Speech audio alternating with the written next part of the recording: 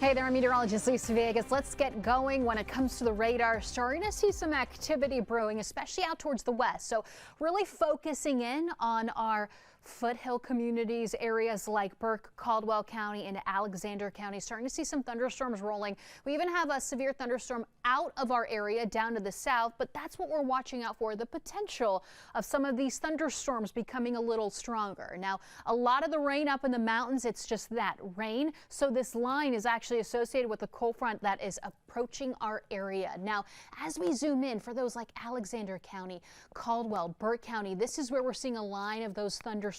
Everything generally tracking out towards the east pretty quickly. Each individual cell moving at around 25 to 30 miles an hour out towards the east, and you'll probably be able to feel those wind speeds before this arrives. With it, heavy downpours. Can't even rule out some pea-sized hail with 3 of these thunderstorms here that are rolling through. Along with that, we're expecting the possibility of some lightning strikes as well, with gusts up to 40 miles an hour. So I have this zoomed in. For those like Taylorsville, that's where we want to watch out. This thunderstorm, strong thunderstorm approaching your area. Nothing severe as of right now. Sawmills also seeing a thunderstorm here right along 321. So if you're encountering this, know anyone who's traveling through the area, get ready for some low visibilities, and also watching for those wind speeds right along I-40 as we stretch into parts of Cleveland County over into Burke County. Morganton starting to clear up, at least when it comes to the initial line of the leading edge of that particular storm. So I do want to track this one only because it is going to be impacting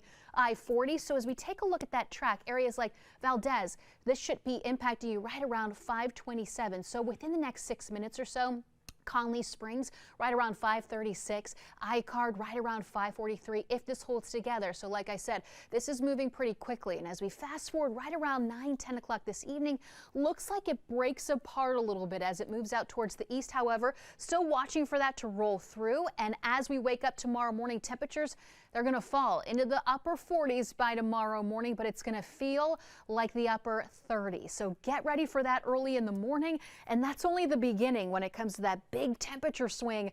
Temperatures peaking into the lower 40s here Sunday and Monday. If you're planning on heading to the game here for Panthers, it is going to be cold and waking up to temperatures in the 20s at least for the second half of the 7-day forecast. Lisa, thank you. A quick